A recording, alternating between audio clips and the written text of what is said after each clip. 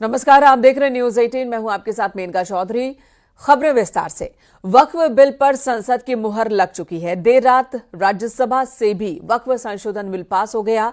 Bill के हक में 128 और इसके विरोध में 92 वोट पड़े, यानी सरकार के पास जितना आंकड़ा था उससे भी 6 वोट ज्यादा बिल के पक्ष में राज्यसभा में पड़े हैं। लोकसभा की तरह यहां भी 12 घंटे से ज्यादा चर्चा हुई, बहस हुई। कल दोपहर 1 बजे राज्यसभा में बहस की शुरुआत हुई, जो कि देर रात 1 बजे तक चलती रही। फिर अगले 1.5 घंटे राज्यसभा में वोटिंग चली, जिसके नतीजे सरकार के पक्ष में रहे। अब ये बिल राष्ट्रपति की मंजूरी के लिए उनके पास भेजा जाएगा।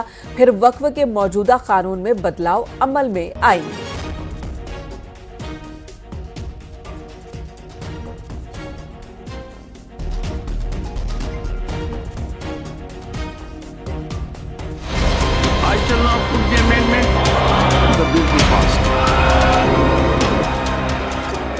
डिस्कशन का हमारा ऑब्जेक्टिव क्या है?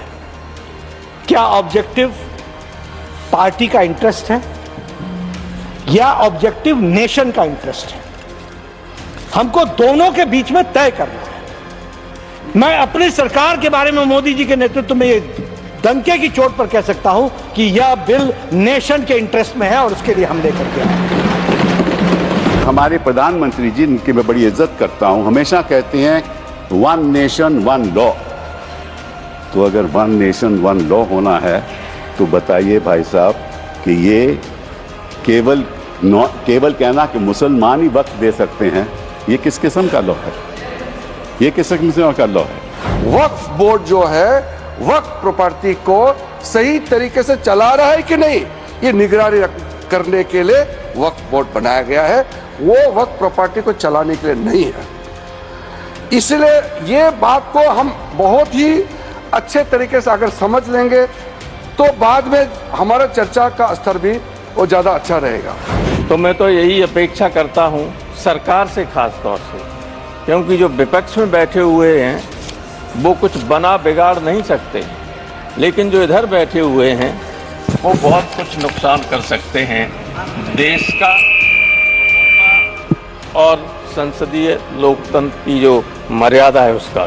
जो भी कानून ला रहे हैं वो कानून से अगर किसी को कोई पीड़ा हो, कोई तकलीफ हो, तो न्यायपालिका तक पहुंच सकते हैं। और वही भारत का संविधान जो आप लेकर यहाँ पर सभी लोग दिखाने की और बात करने की कोशिश कर रहे हैं, तो वो संविधान का हम सम्मान करते हुए वो हमारा एक लक्ष्य होना चाहिए कि हम अच्छे कानून बनाए।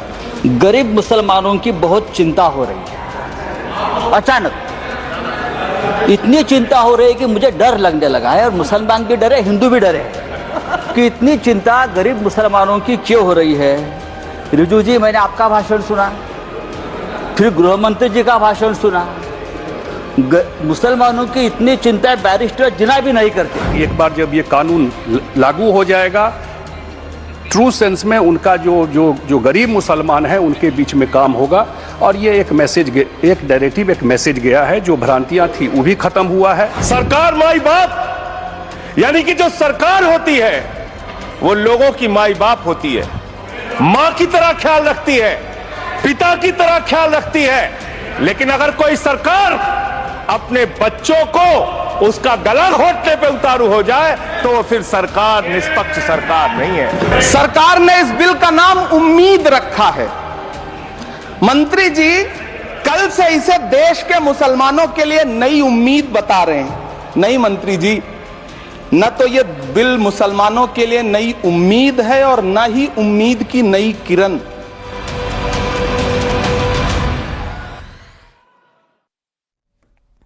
देखिए, बिल तो पास हो गया। अब राष्ट्रपति की मंजूरी के बाद यह कानून भी बन जाएगा। लेकिन इन सब के बीच ममता बनर्जी क्या कह रही हैं? ममता बनर्जी कह रही हैं कि जब बीजेपी सरकार जाएगी तो नई सरकार में वो कानून रद्द कराएंगी। विपक्ष के ऐसे ही बयानों और कयासों पर कुछ दिन पहले गृह मंत्री अमित शाह ने तंज किया था। अमित शाह ने संसद में कहा था कि विपक्ष के लोग बीजेपी की आदत डाल लें, क्योंकि अगले 15-20 साल तक बीजेपी ही देश के लिए काम करने वाली है।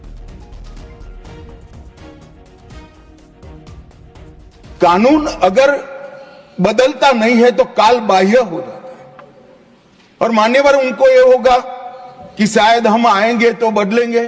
भाई बहुत देर है, 15-20 साल तक किसी का नंबर नहीं लगने वाला। आप जरा भी चिंता मत करिए, जो कुछ करना है हमें ही करना है लंबे समय।